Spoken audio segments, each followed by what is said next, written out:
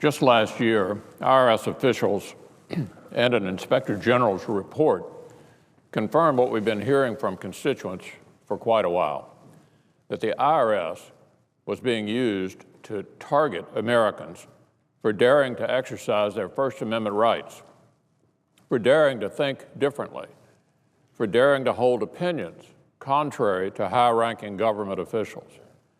They confirmed that civic groups the administration opposed, including at least one in my home state of Kentucky, were harassed and bullied by the IRS. They confirmed that individuals who supported these groups were intimidated and attacked. And they confirmed something else, too, that this happened in the run-up to a national election. So Americans were rightly outraged when the worst fears of citizen organizations came to light. And Americans rightly expressed the American people rightly expected the Obama administration to take concrete steps to end this harassment once and for all, to put safeguards in place that would ensure the same kind of abuse could never, ever happen again. But that's not what happened. No, in fact, basically, the opposite of that happened. The Obama administration now seems to be trying to legitimize the harassment after the fact, to enact regulations that would essentially allow the IRS to bully and intimidate Americans who exercise their right of free speech. It's something they were originally planning to actually slip by while the harassment was actually still going on. But here's the thing.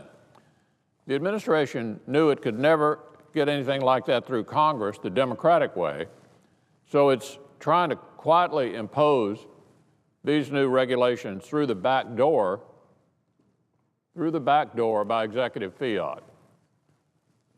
Administration officials insist the rules change is just a minor bureaucratic adjustment. Nothing to it, they say. They claim it's just a good government idea from the IRS, a response to the Inspector General report that brought these terrible abuses to light.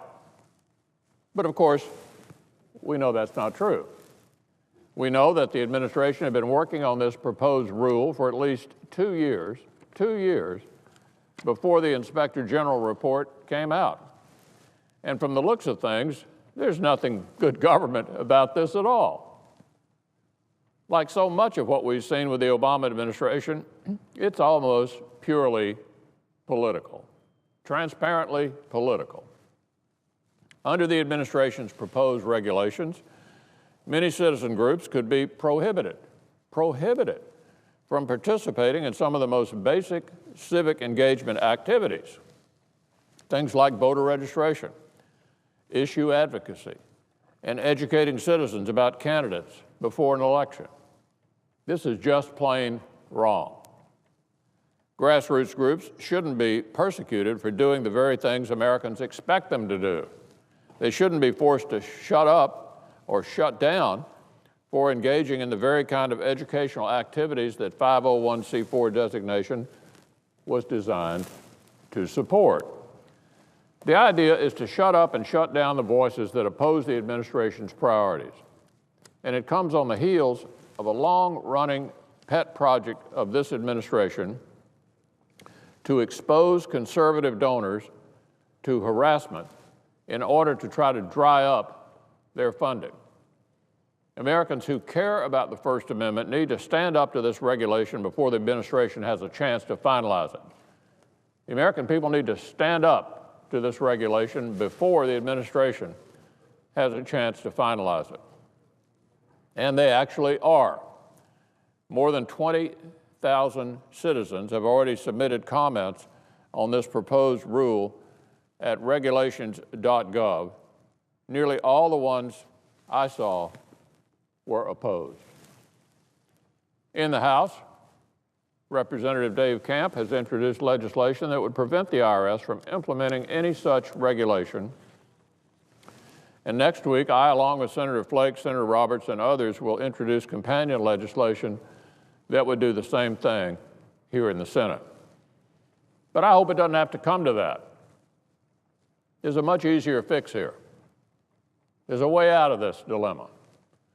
The new commissioner of the IRS, John Koskinen, can put a stop to the rule right now if he chooses. He can stop this thing right now if he chooses. And if he means it, when he said, when the Senate confirmed him, the comments we heard about restoring integrity to the IRS, then he'll do just that.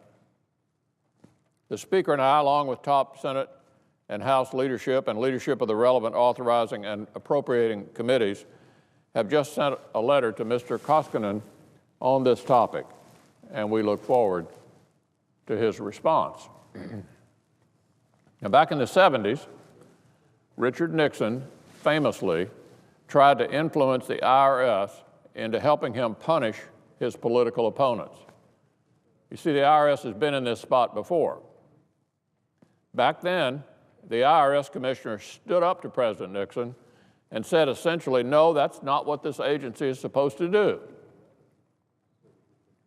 So the history of this is, when a previous IRS commissioner had a president of the United States try to use him to target his political enemies, the commissioner of IRS stood up to the president and said no. Said no to the president. You can't use the IRS to target your political enemies.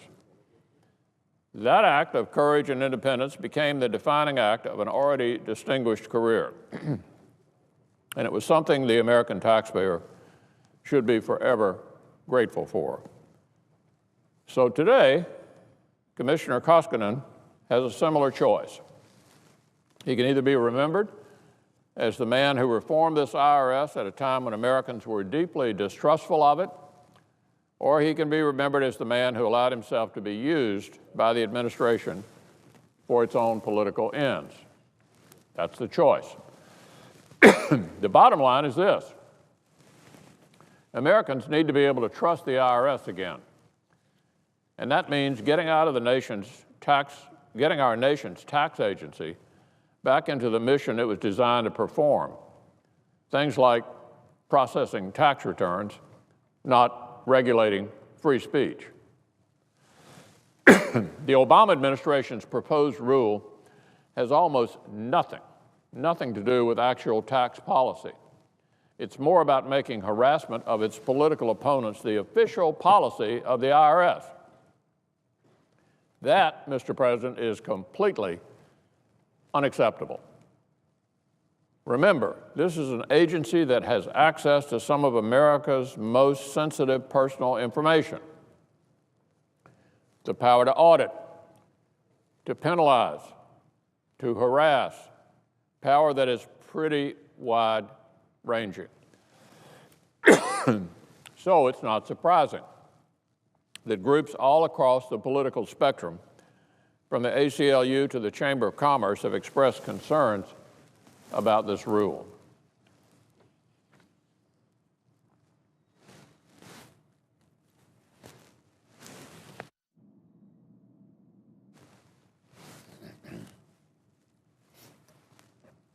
So let's be clear. Let's be perfectly clear. Commissioner Koskinen, you know that the IRS has no business regulating free speech. You know that. The eyes of America are on you. They're counting on you to do the right thing.